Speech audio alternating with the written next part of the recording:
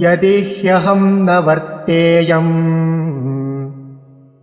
जातु कर्मण्यतन्द्रितः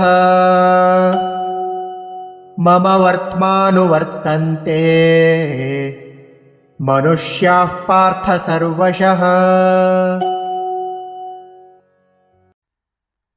यदि हि अहं न वर्तेयं जातु कर्मणि अतन्द्रितः मम वर्त्म अनुवर्तन्ते मनुष्याः पार्थ सर्वशः।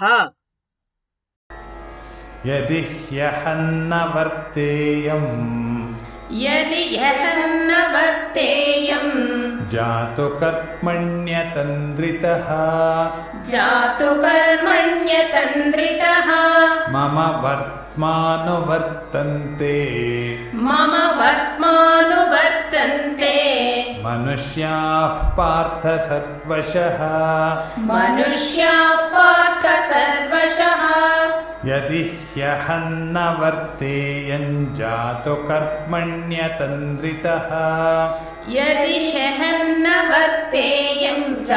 कर्मण्यतन्द्रितः मम वर्त्मानुवर्तन्ते मनुष्याः पार्थ सर्वशः।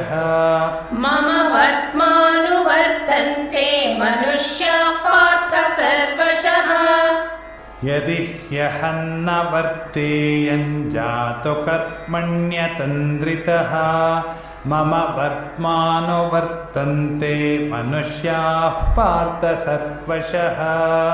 यदि ह्यहं न वर्तेयं जातु कर्मण्यतन्द्रितः